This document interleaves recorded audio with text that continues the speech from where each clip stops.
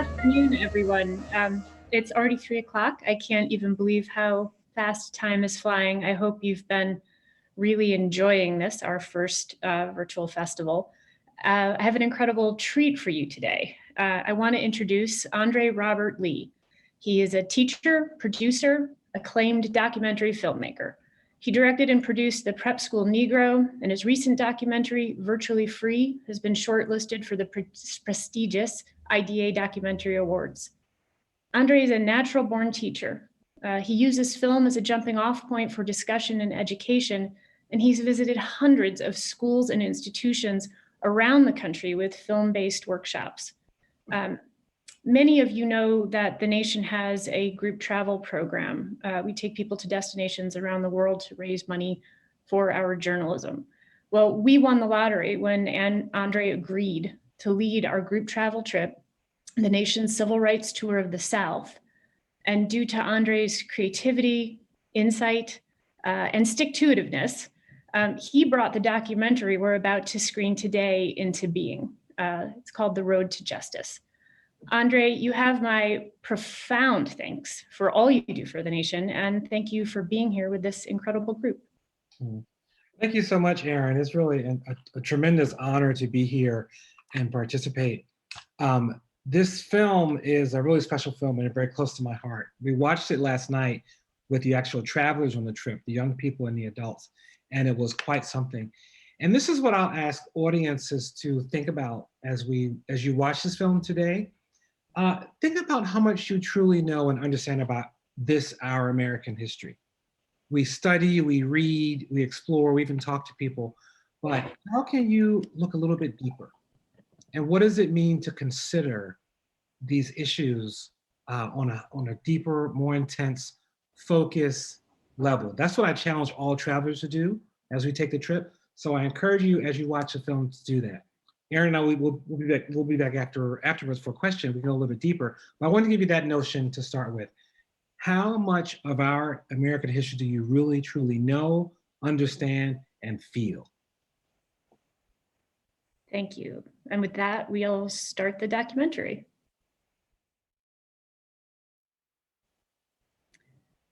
We have a comment in the chat that says, wow, and that's kind of what I'm feeling right now. I've seen the clip before, and I have to say that I'm more moved watching it now. It's always been extraordinary, but it's sort of almost like we all need a moment to absorb what we just saw, but the virtual world is not exactly made for those moments. So André, we have questions. I have questions. When you thought that the civil rights trip would make a great documentary, I believe that what you saw were some universal truths or universal experiences of people, both as they started the trip, as they were experiencing the trip, and at the end. And I wonder if you could talk a little bit about what those were and what you saw and how you knew this was going to be the film that it is. Mm-hmm. Thank you for that, Erin. It's interesting. I've worked on this film and I still get choked up, and think about it, because all that you hear from the children and the adults.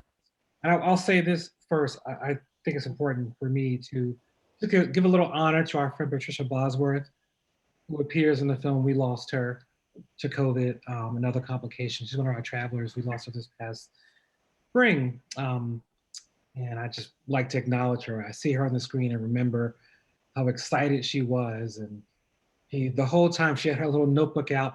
I'm doing a book about Paul Robeson, and she would turn to everyone and say, what do you know about him, everywhere we went? And so it's just powerful to see her in the film and think about her memory and to celebrate her. So what I really wanted to try and convey with this, trying to bring this trip back home, is something one of the travelers said during our last day. And our last day, we all sit in a big circle and debrief the conference and have our last conversation. We cooked into the entire conference, moments to sit down and process and go through information. So after a day or two, we sit down and talk about all the experience and what we're going through. And one of the travelers, he said, I've studied civil rights. I think I've known civil rights, but now after this trip, I feel civil rights. And so my my query was, how can I communicate and take this back to people? Because I mean, I would love to take everyone on the trip, but that's not humanly possible. um, and right now, we're under such a pause that I'm actually really excited to have this project. Last night, we screened the films for the older travelers and the children, as I said earlier, and someone says, "Thank you for this." Anna, who we see in the film, she said, "I've been trying to make my children, my grandchildren really understand this trip, and I feel now I have a visual to give them that." So that is, those are parts of the elements of what I was hoping to bring back with by bringing a camera crew on the trip. Um, what did this experience mean to the people on the trip? I mean, the kids in particular. We have a one comment from John Asenzi pointing out how great it is that there's a teenage group and an older group. And what was that experience like for them, and how was it different? Yeah, yeah. I think the Nation magazine readers, I don't want to call them the seniors, the Nation magazine readers that travel, they were really shocked by a lot of the history we were studying and by the people we're meeting, because it's not me talking the whole time. We go to a spot, we bring on our subject matter experts who are actually present and were around during the various marches and civil rights protests, and they speak to the crowd and they give the information, and we let that happen. So I think a lot of folks are really shocked and surprised that they didn't know some of this history at the level that we were studying it. So that's one thing that happens. Now with the children, I think the best answer I have for that is last night after watching with the kids, one of the students, her name is Kaylin, she has the last words in the film. And she sent me an essay she wrote. And she's in 8th grade, so I thought it'd be a cute little one pager. It was an 8-page essay about Reconstruction. And she cited Ida B. Wells. She cited Barbara Wright's Crow. And she also went deeply into Jason Reynolds' Stamped, Racism, Anti-Racism and You. And she talked about how this trip transformed her. And I remember her during the trip. She was a kid. She's a kid, so she's having fun and goofing around and being a child. And I don't think I realized the impact it really had on her and the depth that she walked away with. And reading this paper, and I haven't finished it because I wasn't ready to read an 8-page paper from an 8th grader. I am so impressed with her demand to know more about her history as a young Black girl in America. She said, my schools have not, and the Morgan Park Academy is a wonderful, great school. And she said the school has not given me all that I needed. And so she's doing this paper and writing and digging deeper to inform her educators about what she needs as a student. For me, that is an ultimate victory, right there. Robin Shara is asking a related question. You've already said you've been in touch with the kids. She's wondering, have you been in touch with the young people? Do you know how this experience affected their current views? But she's specifically asking about activism and Black Lives Matter. Has it changed how they're interacting? Yes, definitely. The teens who were allowed to go to protests all went to protests. And there's one student talking yesterday, and she said her mother wouldn't let her go because of COVID, which makes sense. And so she found other ways to get involved. She's been doing things online. She's been making phone calls. I think she said she volunteered for the election. Come on, an 8th grader stepping up to volunteer for the election. Yes, and yes. We need more, much more of that. Yeah, I really think their lives were transitioned and changed. And it's powerful because if you've dealt with junior high school kids, you kind of sit there and talk to them, and they're just dead face. Not dead face. They're very emotionally tight with their reactions sometimes, unless it's a hip hop song or a TikTok sometimes. And so to know that they were changed in this way and were affected really moves me. So yes, I've seen lots of activism, kids taking part, marching where they can, protesting. And we came back in February, and then March happened. And so their whole worlds were turned upside down. All of our worlds are turned upside down, but it means more. It means a lot different. It's very different for a junior high school student to deal with these issues and so. Yeah, I saw major activism, major transition. It's been exciting to witness their rebirth, I would even say. Have you been in touch with the older folks? Are you seeing a similar result? You know, with the older folks, you know, I've talked a lot to Kermit, to Bill Sexton. Bill, the gentleman, talks about his grandmother's story, which every time I hear it, yeah, and it's the truth and it's real. And this man still walks around with his head up and is kind and gentle, you know. Um, and then talking to, you know, the two brother and sister, Doug and Catherine, who came back to Birmingham for the first time together. You could have seen them on the bus. They were like little children looking out over the bridge and moving in, and we're so excited about it. I've seen them also, you know, Miss we meet a lot of people on this trip, and one of the people you don't see in the film is Miss Annie Pearl. Miss Annie Pearl was on the bridge during the march from Selma to Montgomery, and she's one of the only people arrested. And the travelers came back and said, "We need to do something. You know, we have financial ability, we have access, we can write letters. What can we do that's like practical?" Miss Annie Pearl's car was hit by a train. She was luckily removed from it. Her car broke down, got stuck on the tracks. She was pulled from the car. Her car was destroyed. Now, Miss Annie Pearl is someone who I think last year was arrested a couple of times for protesting. She come like she carries around all year long a sign that says "Vote or Die." You know, and she's like, "I marched on the bridge. I was arrested as a little child, so you can vote. You must vote." The travelers got together and did a fundraiser, and we bought her a new car. And she sent us a message on election day. She said, "I want you to know that I drove my car to the other end of the bridge and propped myself up and held up my sign and make sure you tell the travelers." I said, "Thank you." You know, so the travelers, they did that, you know, which is a financial and group effort, which I think is really powerful and wonderful. And I've seen a lot of them come back and challenge their communities and friends. And that, I mentioned Miss Annie Pearl because she said on one of our trips, someone said, "Miss Annie Pearl, when I go home, what can I do?" And she said, "You know, I got arrested 50 times in the past 5 years. How about you?" Was her first answer. And she said, "You don't have to get arrested, but do this. You know, I imagine where you live, there might be covenants for your communities. You live in suburban areas or even co-ops. Look at the covenants and the contracts in there and make sure the language about not allowing people of color to move into your community has been removed."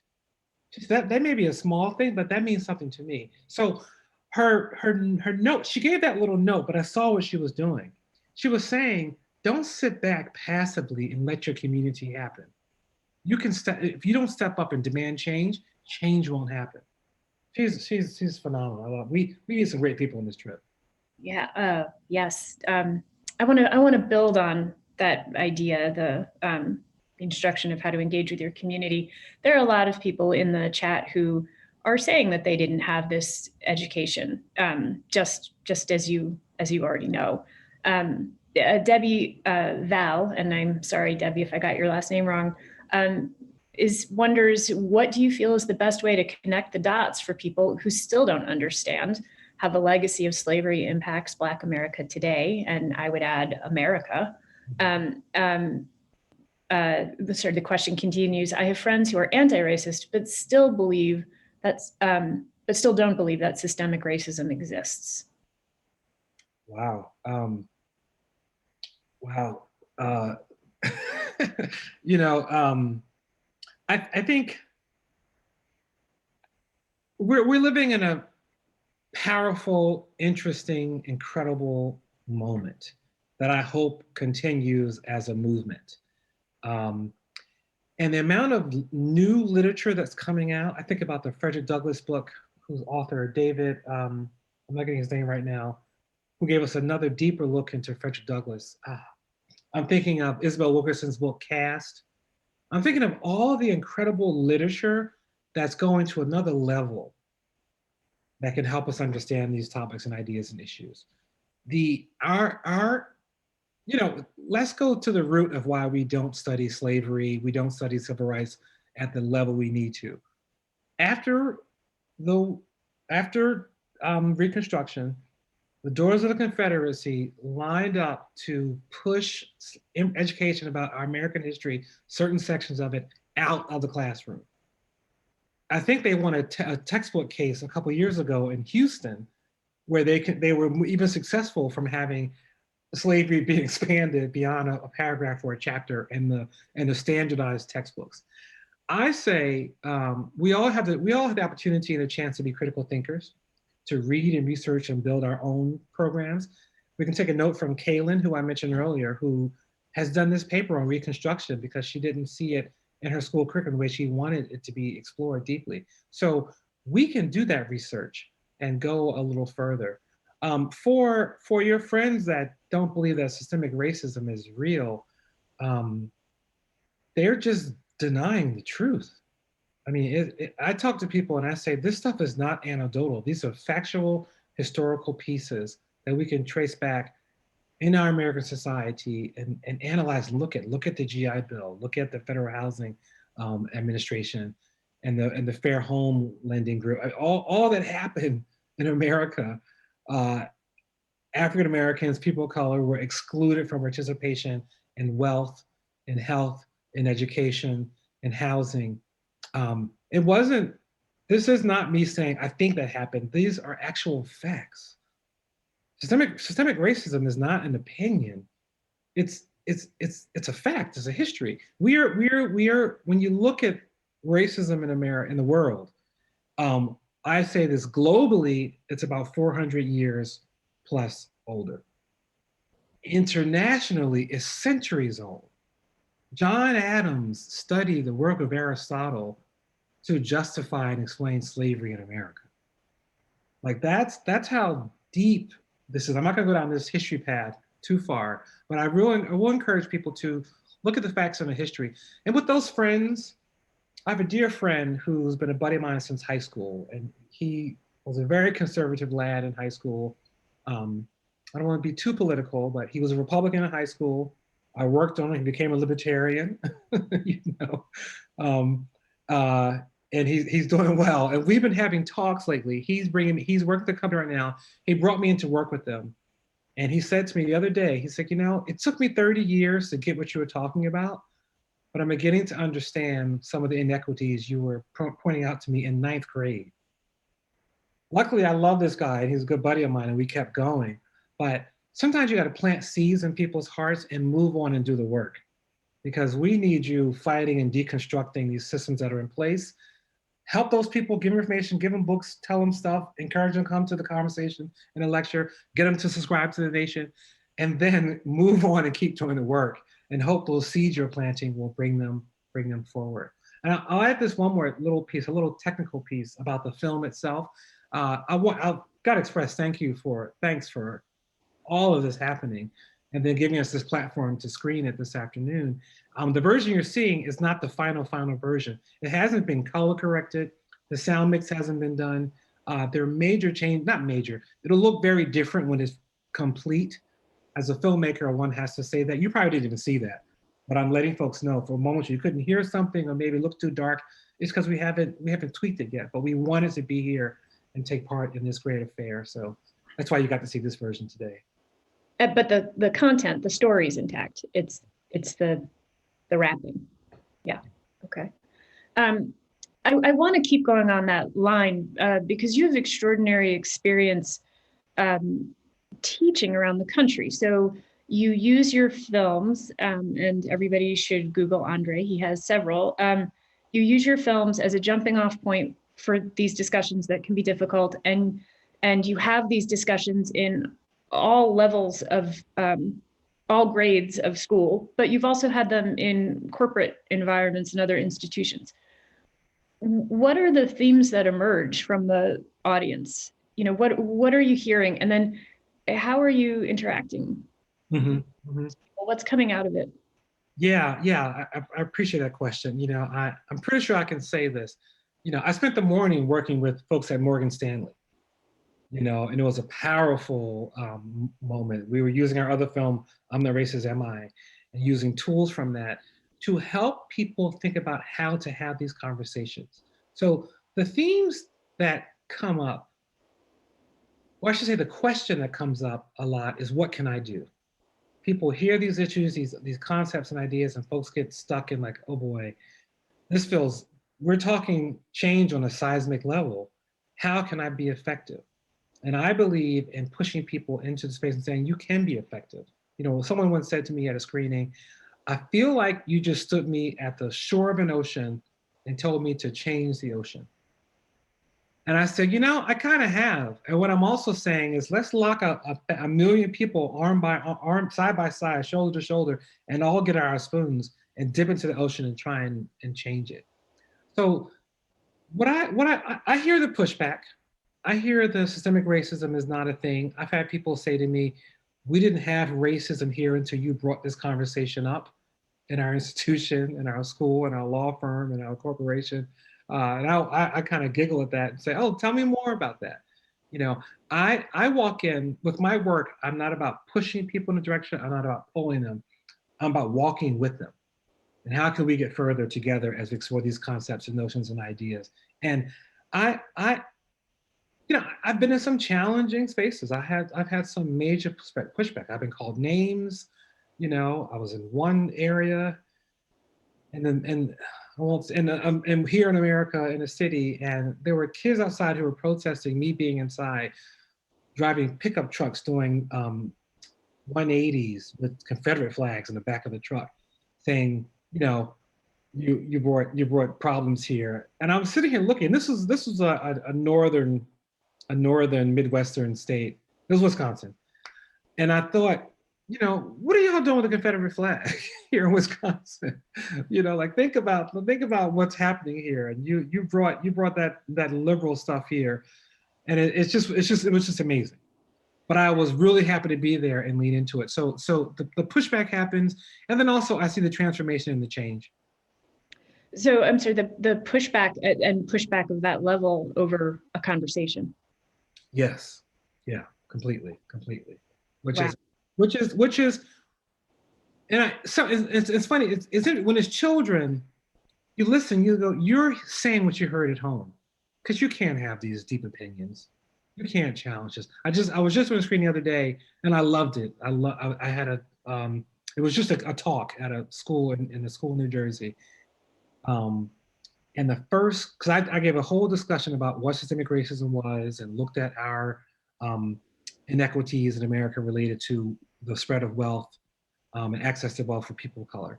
And the first question was, I hear all that you're saying, but shouldn't we have more conversations about telling people to pull themselves up by their bootstraps and they should try harder and not look for handouts? And, you know, young man, probably 16, 17. And I said, you know, thank you for asking that question. Thank you for saying that in this space. We have a great moment right now. And I gave a whole discussion about how before we accuse people of not pulling themselves up by their bootstraps, let's actually make sure they actually have boots.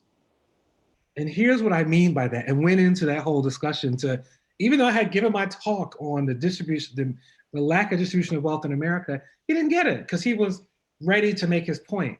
And sometimes you find people just ready to make their point as opposed to being involved in a critical thinking space. And it's our job as adults to push people and some adults in that direction to say, stop and think. Don't listen to what you were heard and what you read and you were told. Take all that in and process it and understand what that may mean for you and interpret before you, as my grandmother would say, come out of your mouth and just say the first thing that comes to your mind. Like, how do you actually process what's happening and study and analyze and develop better opinions and thoughts and ideas before we come forward? I love in my screenings when someone pushes back. This is my favorite moment. Like, oh, great. Tell me why you think this is wrong. Tell me why. And we have that whole discussion because that's a great moment for growth for both of us. That's incredible. We clearly have a need for better education in our country, particularly around racial justice. Bernadette Janet asks, how long do you think it will take to ensure that this history is required learning for graduation from high school or college, and it to be incorporated in education for professionals who are doctors, lawyers, public policy makers? What do you see that changing? Yes. If you asked me this last year this time, I would say I'm hopeful. That's how I would answer. But watching what's happening, I think I was Angela Davis. She said it. She said, I am seeing more energy around racial justice and equity and anti-racism right now in America. She said this, I think, back in June or August, than I've ever seen in my life. And the energy is wonderful and incredible.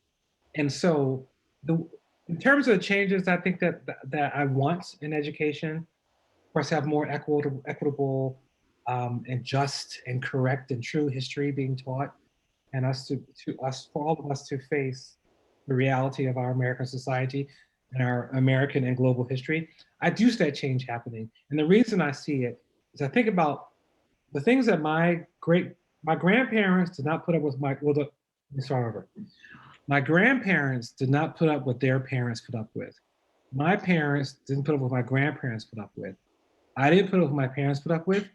The generation below me doesn't put up with what I put up with. And these kids today don't put up with anything.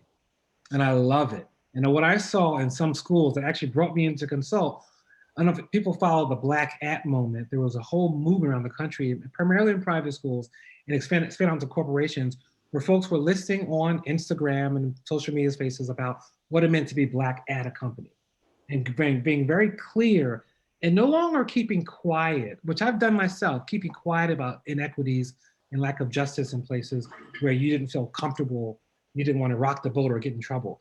So what I've seen happen in numerous schools are kids are demanding educational change in their curriculum. And I believe and I'm hopeful that that will spill out into corporations. We've had a lot of performative, I'll call them performative letters from corporations that are about the bottom line. I'm saying Black Lives Matter because I want to sell more fill in the blank.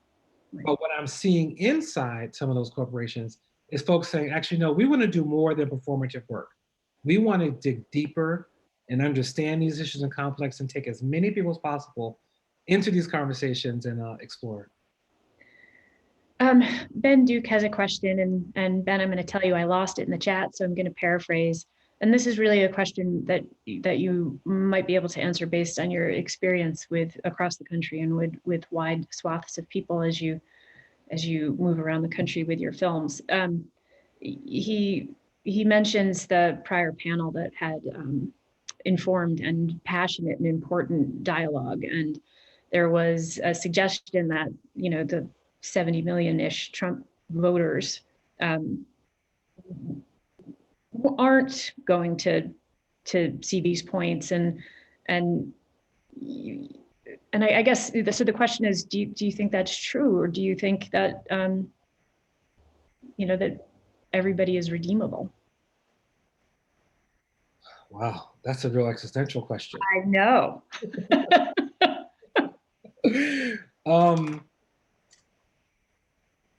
If folks get a chance, I recommend looking up and Googling the cease and desist letter that came from the federal government around anti-racist training and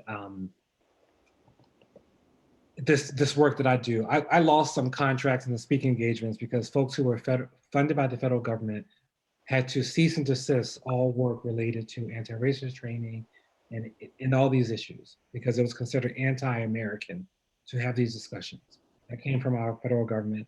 The letter came about 4 or 5 weeks ago. I recommend reading it and seeing it. It's not written very well, for one. And then as you pull it apart and see, you see a lot of fear and efforts to control. And to come out and say, to study American history, to identify racism, to identify systemic racism is anti-American, is very consistent with our history here in America. The lost cause was successful. It's a reason why we have the monuments we have here in America. And I mention that because we're taking apart the work of the lost cause right now, statue by statue, building name by building name. I never thought I would see it. I spent a lot of time in Richmond, Virginia. I thought, how are they going to remove these gigantic, huge monuments? And all except Robert E. Lee are gone, and he's coming down soon. Robert E. Lee said in later in his life that do not erect statues and monuments to me We need to rebuild the union. That's what you focus on. So, in terms of are people redeemable?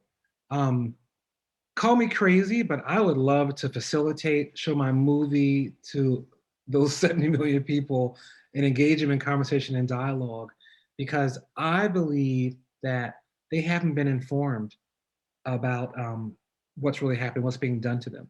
One of my heroes, who you see in the film, is Mr. Bayard Rustin. And Bayard Rustin was absolutely incredible. And Bayard Rustin turned to MLK, Martin King at one point, and said, race is very important and we need to keep it in here. But what does it mean for us to start moving around the country and finding people who are living just like Black people in the South and get them on board? King and his party were resistant upon first hearing this. And then they slowly got into it. And towards the end of King's life, he actually had really transitioned to, yeah, this is about poverty and this is about us unifying. I think when I see that people, while it may be memes or posting, seeing people challenging billionaires, I think they're kind of tapping into what Byron Russ and MLK were talking about. Um, it needs a little bit more information, a little bit more history and research and data, and a more formalized conversation. But I'm excited about all the things I'm seeing that they're working to take apart and deconstruct some of this history and rebuild. So I'm one of those crazy optimists. I believe, I believe. And that's a quote James Baldwin in that line. I believe. He really believed in humankind and human beings. We're challenging and we need to be told our problems and fixed and correct. But I do think there's hope for those people. And I think that they are our people. We can't see them as separate. We need to lock arms with them and say, hey, the inequities that we face are some of the same ones you face. You're being told you're better than me based on your skin complexion. That is as old as American society. That is how we began, and that is why we are where we are. And to help them understand that, I believe that I just really believe and hope that we can reach people who are uninformed. And luckily, we have a shift coming next year, and we might have some speeches from the political offices that'll be a little bit more um, coherent, and people will move in a different direction. You muted, Aaron. Yeah, sorry, I muted my you guys might hear clanging in the background. I live in an old building and the heat is coming up. So welcome to my home. Sorry, so I muted myself for a second there. There's a comment from Bernadette Janet. It's not a question, but I believe it's important and I just want it to be heard. So I'm just going to read it out. I've pulled myself up by my bootstraps from an AFDC child to a 35-year legal career, and the discrimination never stops. The unwillingness to treat me as an equal never stops. I've lived in 4 West Coast states, passed 3 state bars, and it never ends. So, Janet, thank you for being here. And that is a powerful truth, and I appreciate you sharing that. We just have a few minutes left, and there is a ton of praise and support for you in this film in the chat. And everybody is wondering if you know yet what the distribution plans are, if they'll be able to get a hold of it. Thank you so much I feel it's very important to say at this moment that I'm the exec producer on it. I got out of the way and let young people make this film. So the 2 directors are Brendan Hall and Kalia Warren, and they are the directors on this film. They have their cameras out and go and travel with us. So I think it's important to shout them out and really celebrate and honor them. There comes a moment when you have to step aside and let the young people get in and do the work. Yes, I pushed and I was there and I led them, but I really let them happen. I let them lead us down the road. I'm really happy and honored for them to be a part of this. So in terms of distribution, if there's anybody watching that has any ideas, we'll take your calls and emails and information. And what the nation committed to upon making this film was to fold it into part of it into my educational tour. We want as many high school students to watch this film and learn We're going to work on a curriculum that'll go along with it, a discussion guide to help teachers learn how to facilitate these conversations. We have so much other footage that you haven't even seen that I mentioned that we hope someday to turn into various pieces. We may be coming back to you with some donation ideas in the future to make all that happen, because we love it, but we also have to pay our bills and eat. So in terms of distribution, there's nothing in stone yet. This is the second time it's been shown to an audience. The first time was last night with the folks who are in it. The second time is here with you all. So and you know, you're nervous when you have a film. It's like, are they gonna like it? Will they like me? You know, you have that moment. So I'm glad to hear that folks are responding. But in terms of distribution, you know, we're going for the film, we're trying the film festival route. There's already been some inquiries about it, which is exciting. You know, we'd love to find a partner. Luckily, the young filmmakers have some connections with some of the big wigs out there, and we're going to try and get in front of them. But all that stuff is great. I would love Netflix, Hulu, HBO, one of those beasts. I would love to be in that house. But we do have the ability to take it right to the people who are hungry for this conversation and do what we're doing here right now. We watch and we have a dialogue. Yeah, and I just want to build on what you just said. André and I have discussed that there is a lot more footage and what we could do with it. And the Nation has something, we call it Nation Classroom, and we've created a curriculum for high schools that that chronicles racial justice from our founding to the present.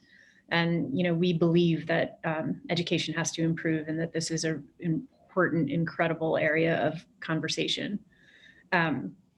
André, we just have a few more minutes, and I wonder if you could just share with everybody a little bit about your other documentaries, because they are extraordinary as well. And so if you could maybe tell them where they could find more about those. Thank you so much, Erin. I appreciate that a great deal. My other films. So if you go to my website, andrerobertlee.com, yes, I recognize the irony in my middle and last name. I'm the descendant of enslaved people, so there's no telling. It gets lost in history. So andrerobertlee.com, the website. My first feature film that I directed was a film called The Prep School Negro. And it's a film about my experience of being a lower income kid put into a private high school on a scholarship. And I've taken that all around the country and had all kinds of conversations. And then with my film, my company, Point Made Learning, we made a film called I'm Not Racist, Am I? And that can be found on pointmadelearning.com. And we use that as a tool to foster and have conversation. And then this one you just saw, The Road to Justice, is one, but my other next film is called Virtually Free. And we spent about 2 years in Richmond, Virginia with incarcerated teens. These kids come out of their prison cells and use art to fight against recidivism and help educate police officers and the general public about what it means to incarcerate young people. And that one has been doing so much better than I ever thought, winning at film festivals and getting recognized. So those are my pieces right now. And there's more to come, because I believe art heals and film can do that. I think that's the perfect note to end on. We're out of time. I could have kept talking all afternoon. And André, thank you so much for being here, and thank you for that extraordinary film. Really grateful. Thank you. Thanks for being a great partner all along the way, Erin. You've been wonderful to work with. You got it.